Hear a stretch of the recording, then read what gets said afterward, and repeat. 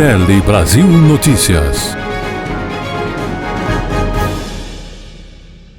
Olá, está começando a sua edição semanal do jornal Tele Brasil Notícias, sempre com as informações na medida certa. E essa semana estaremos abordando a questão de milhões de brasileiros que já podem sacar valores que foram esquecidos no PIS/PASEP até o final do mês de março. Estaremos abordando também a questão do organismo, a mudança profunda do organismo e a questão da redução do estágio do sono profundo. Além disso, falaremos de assuntos ecológicos, a questão bastante polêmica, qual a razão de enormes arraias e grupos delas terem sido vistos no Rio de Janeiro e também no Espírito Santo. Tudo isso e muito mais, informações úteis para você vai encontrar nesta edição. Então, vamos a ela. No ar!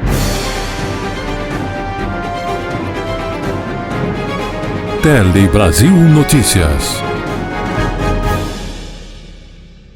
E começamos a edição do Tele Brasil Notícias trazendo sempre informações na medida certa e falando aí do PIS/PASEP. Milhões de brasileiros podem sacar valores que foram esquecidos então no PIS/PASEP a partir do fim deste mês. São cerca de 10 milhões de brasileiros que trabalharam entre os anos de 1971 e 1988 que têm o dinheiro esquecido na conta do antigo PIS/PASEP. Os valores poderão ser sacados a partir do final deste mês. O acesso ao serviço e as consultas estão disponíveis pelo endereço eletrônico repiscidadão.fazenda.gov.br. Repetindo, repiscidadão.fazenda.com.br. Vamos às informações. Já está no ar a plataforma online lançada pelo Ministério da Fazenda, que permite ao trabalhador consultar se tem algum valor a receber do extinto fundo PIS/PASEP. Chamada de Repis Cidadão, a página reúne todas as informações em um só ambiente. É possível verificar se há ou não valores a serem sacados e como proceder para retirar o dinheiro, inclusive com orientações específicas para herdeiros. Alguns contratos de trabalho que foram assinados naquela época, durante um período de anos, e foram depois extintos, o fundo ficou lá. Os contribuintes não ressarciram esse dinheiro. Então, é um projeto que nós temos aí uma visão muito, muito social, inclusive, porque isso vai trazer com que as pessoas que nem esperavam, nem sabiam que tinham direito a algum valor, possam sacar esse dinheiro. Os valores consultados via Repis Cidadão estão relacionados às cotas do extinto fundo PIS/PASEP das pessoas que trabalharam com carteira assinada ou como servidor público entre 1971 e 1988 e ainda não realizaram o saque. Não há nenhuma ligação com o atual programa de pagamento do abono salarial do PIS/PASEP. Os primeiros ressarcimentos devem ser pagos em 28 de março. Para fazer a consulta, é preciso ter conta nível prata ou ouro na plataforma gov.br. O valor disponível vai depender do tempo em que a pessoa trabalhou de carteira assinada entre 1971 e 1988. O Ministério da Fazenda estima que, em média, esse valor será de R$ 2.800. Lá o cidadão vai poder, a partir do seu CPF e do NIS ou do PIS/PASEP, fazer a consulta. Caso ele tenha direito a algum ressarcimento, a algum valor, este valor estará disponível nas suas contas bancárias ou nos bancos a partir do dia 28 de março para o saque. Muito bem, vamos falar da questão de sono, mas aquele sono que é o mais profundo, porque o mais leve sempre temos.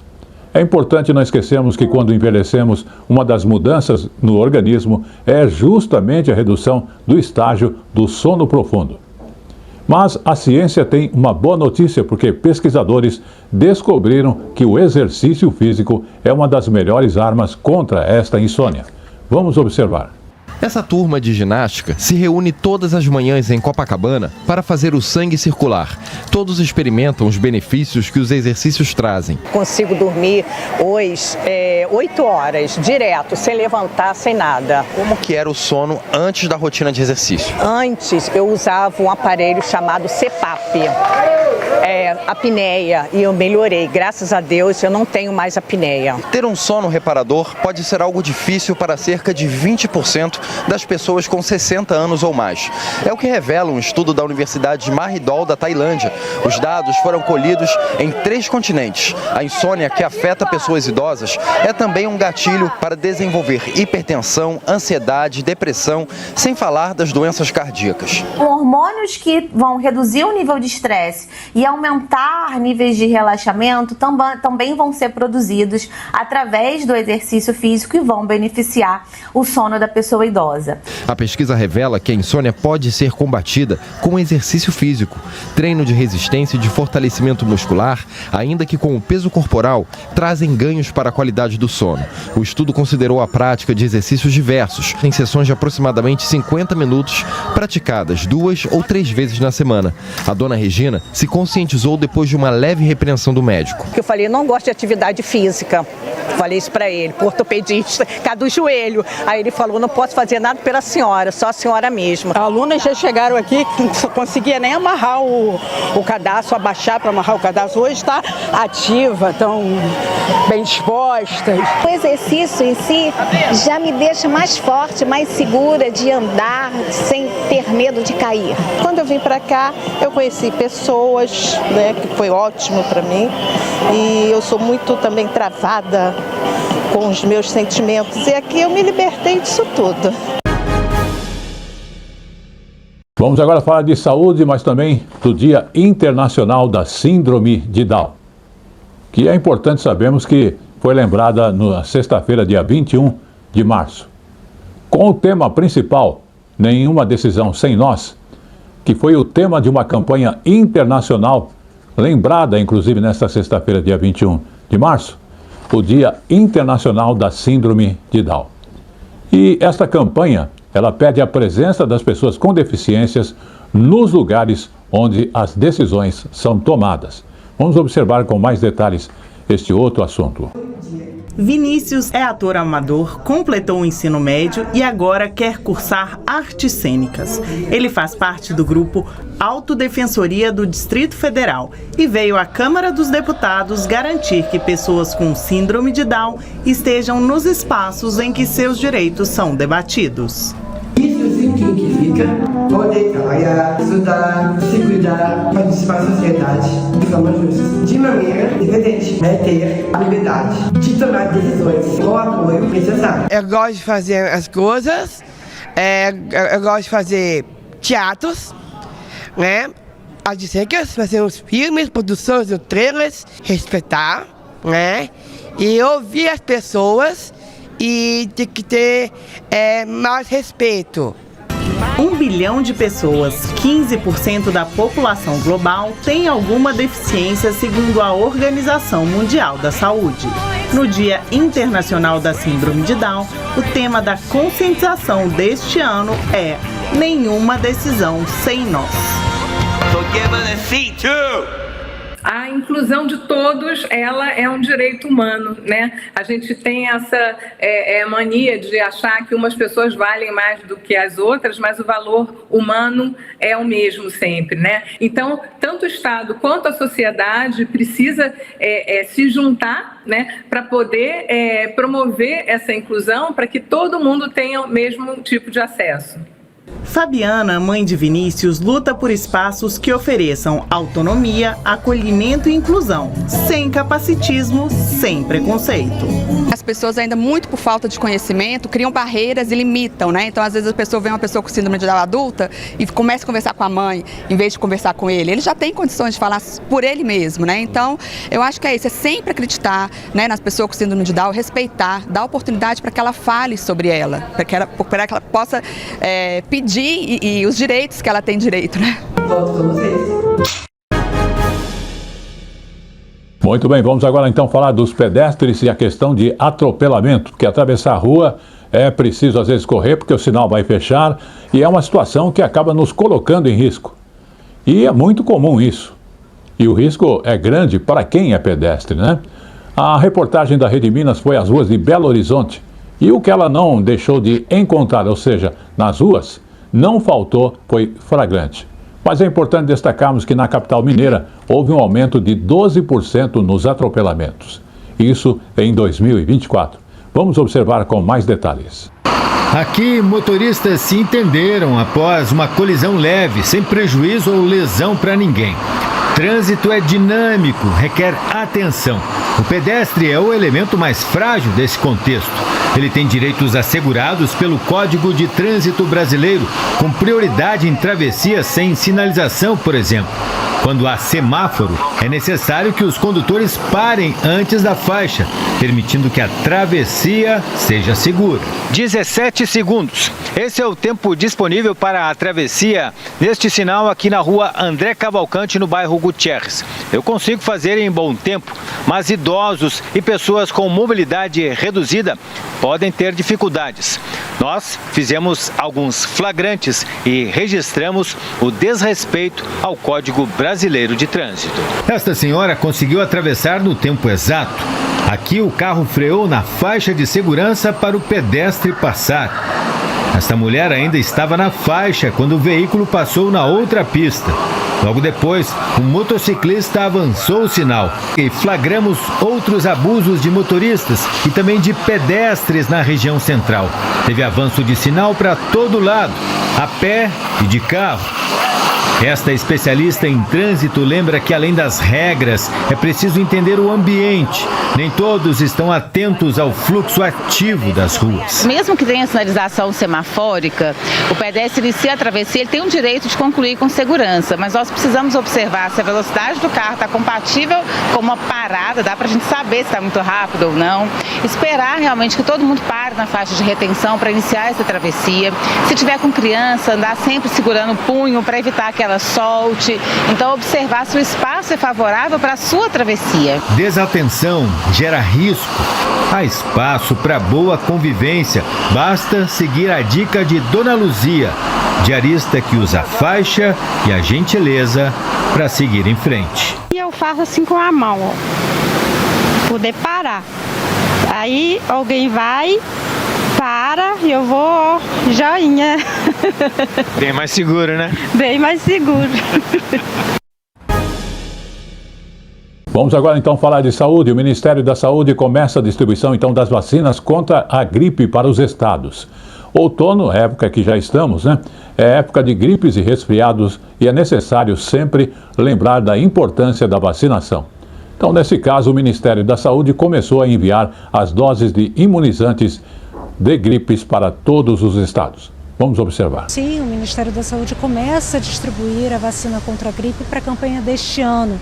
Os imunizantes produzidos pelo Instituto Butantan vão ser distribuídos para as secretarias de Estado de Saúde, que vão repassar para os municípios. E até o fim de março, o Instituto Butantan deve entregar 45 milhões de doses ao Ministério da Saúde e até o fim de abril, outras 22,6 milhões de doses. A vacina contra a gripe protege contra o vírus influenza, que causa infecções respiratórias que podem evoluir para quadros graves de pneumonia.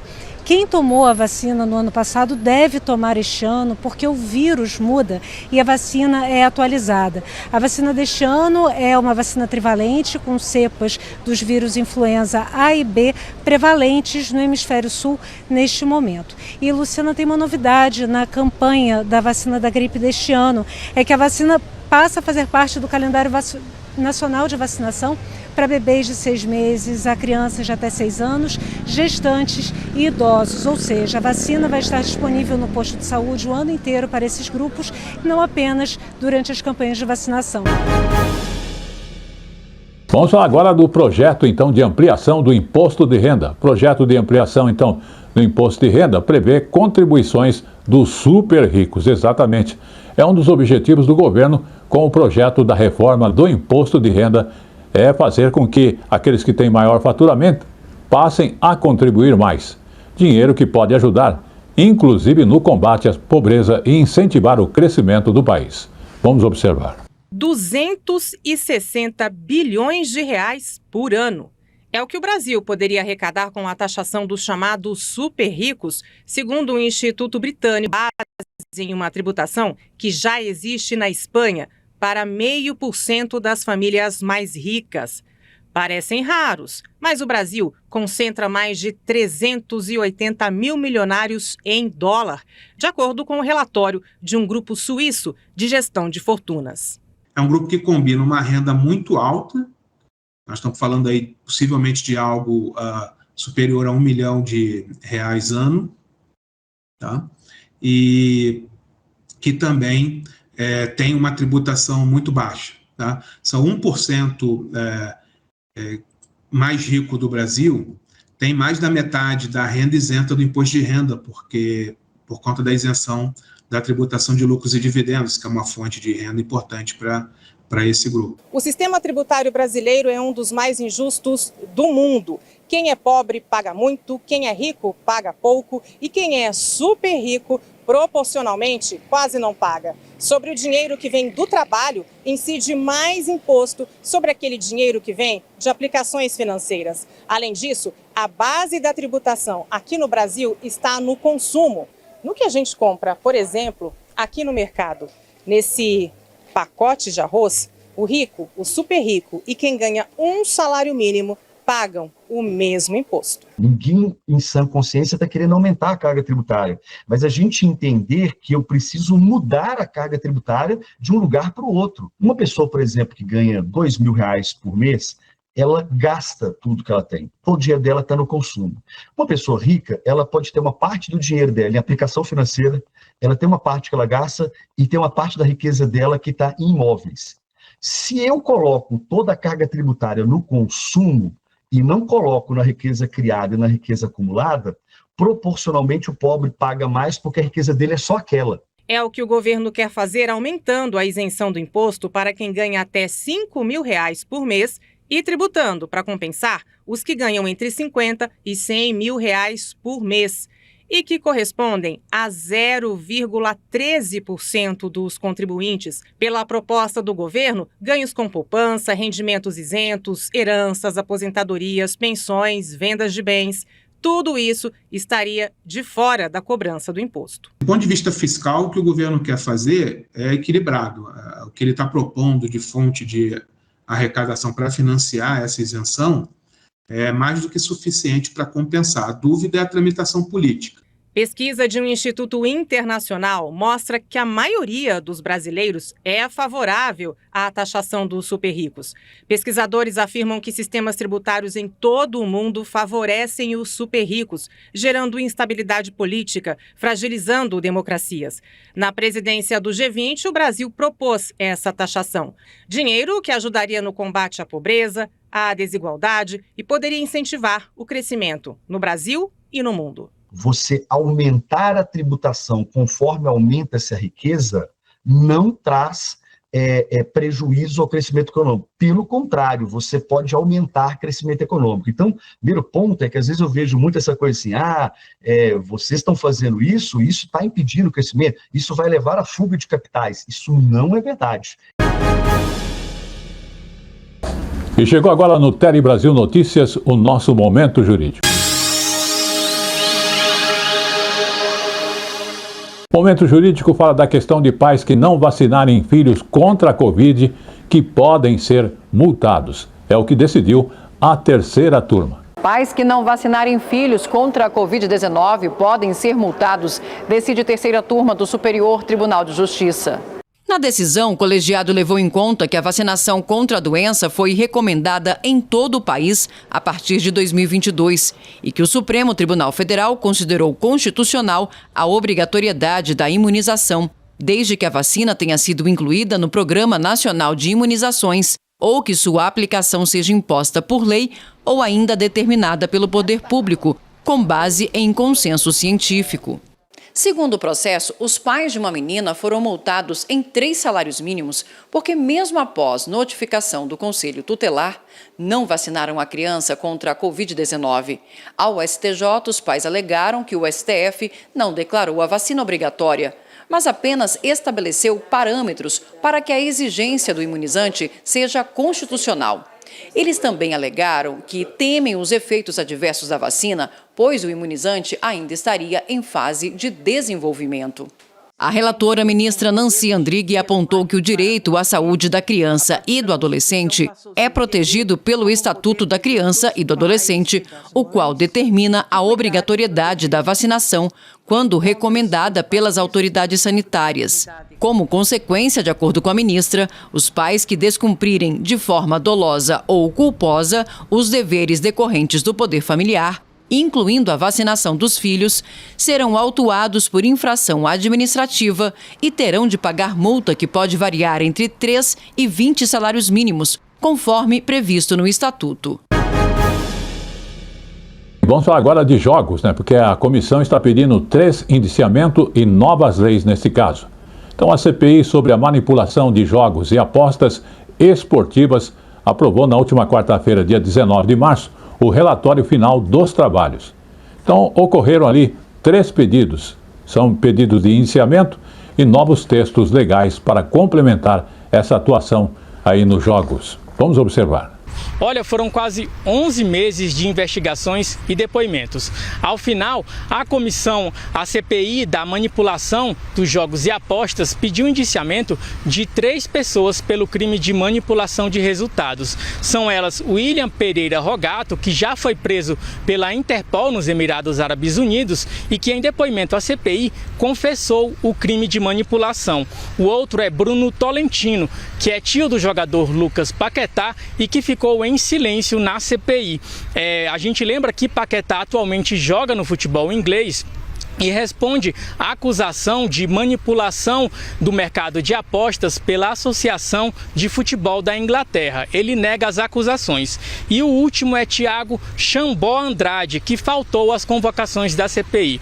O relatório final do senador Romário também fez várias recomendações, entre elas um projeto de lei para endurecer as penas do crime de manipulação de resultado esportivo e também a tipificação na legislação do crime de fraude no mercado de apostas. Ao Ministério da Fazenda, a comissão recomendou mais fiscalização sobre a publicidade das apostas e a CBF, a CPI, sugeriu mais transparência sobre as decisões dos árbitros de vídeo.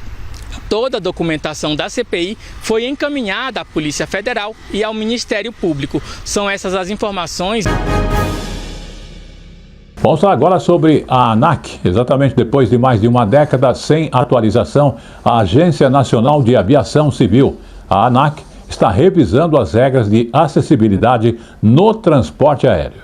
É importante que essas mudanças aprovadas vão impactar sobre todos os viajantes que precisam de assistência especial nos voos. Vamos observar com mais detalhes essa informação, porque vai ajudar muita gente que costuma viajar de avião por necessidades ou mesmo a passeio e tem aí as suas necessidades especiais. Viajar de avião é uma escolha para todos que têm um orçamento e planejam uma viagem. Quer dizer, para todos, desde que haja acessibilidade. E é a ANAC que determina as regras de acesso das pessoas com algum tipo de necessidade, transitória ou permanente, por meio da Resolução 280 de 2013, que será atualizada. Por isso, propostas de alterações já foram apresentadas em audiência pública da agência com empresas e sociedade civil. Entre as propostas estão ampliar o conceito do passageiro que tem necessidade de assistência especial para qualquer pessoa que tenha limitação na autonomia ou na mobilidade e que solicite essa assistência. Quando houver risco à segurança operacional do voo, como o passageiro não compreender instruções ou conseguir abandonar a aeronave, as companhias poderão exigir presença de assistente de segurança operacional, que terá 100% de isenção da tarifa, com exceção da taxa de embarque. As empresas poderão, inclusive, impedir o embarque do passageiro caso não haja esse acompanhante. É uma solicitação, inclusive, que o passageiro tem que fazer com, no máximo, 72 horas de antecedência para que a empresa tenha tempo hábil de analisar. Pode ser que chegue numa situação, no momento da operação, que a empresa precise avaliar e precise decidir sobre a segurança do transporte de determinado passageiro que tem alguma condição específica, e aí, eventualmente, é o que a gente costuma ver, de situações de embarque negado, normalmente são situações que se inserem nesse contexto. As alterações buscam garantir a isenção no bilhete do assistente para quem realmente precise por segurança de um acompanhante. Mas pessoas com deficiência e vidas autônomas temem que essa obrigatoriedade acabe com a liberdade de viajarem sozinhos. Nós já viajamos há mais de 15 anos sem acompanhamento, né, porque nós conseguimos fazer o nosso check-in, nós temos o nosso conhecimento intelectual todo preservado, não temos nenhum problema nesse sentido. Os procedimentos que as companhias aéreas estão tentando implementar é uma forma de impedir com que as pessoas com deficiência acabem usufruindo das condições de voo, sendo que no dia a dia já vem sendo feito de forma tranquila há muitos anos. Vamos falar agora então das redes sociais.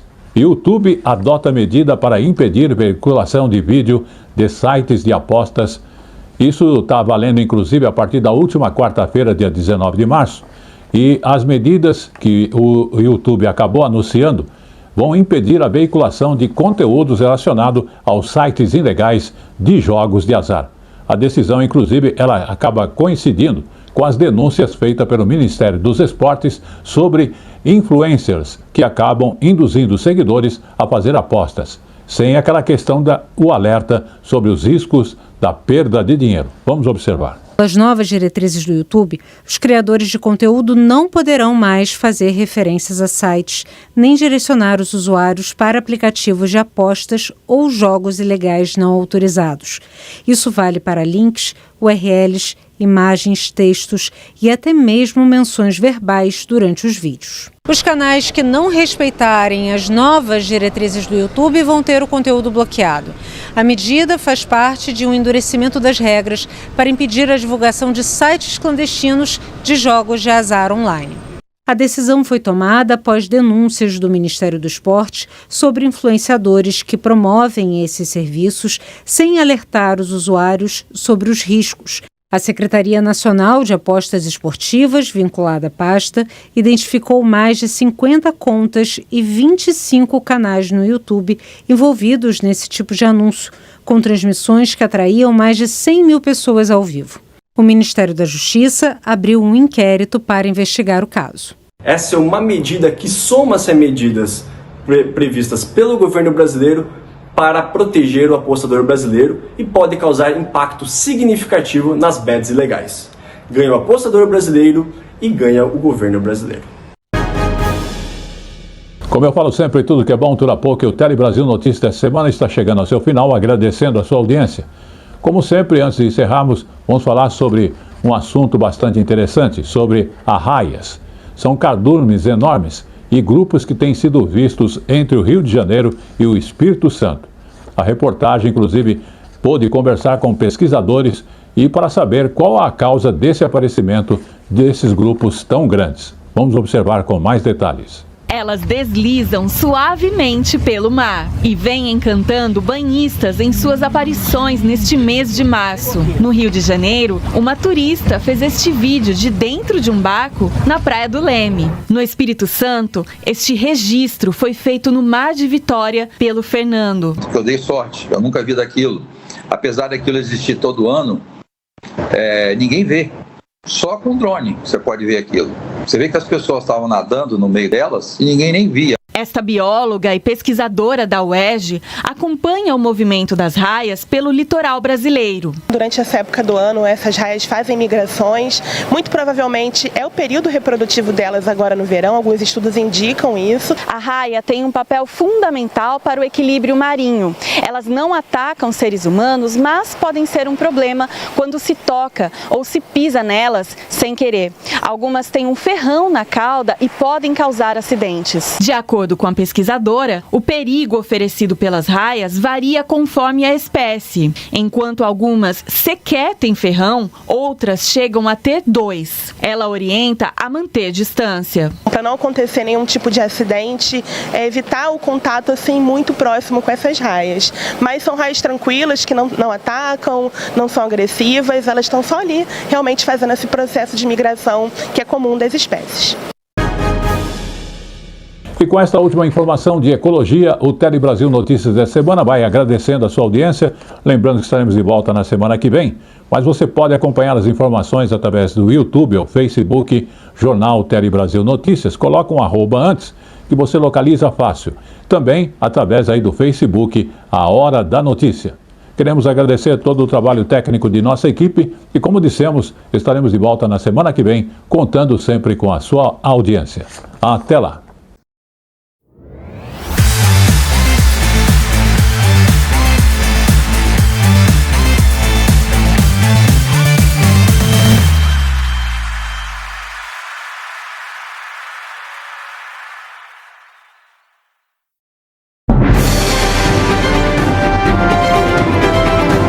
Tele Brasil Notícias.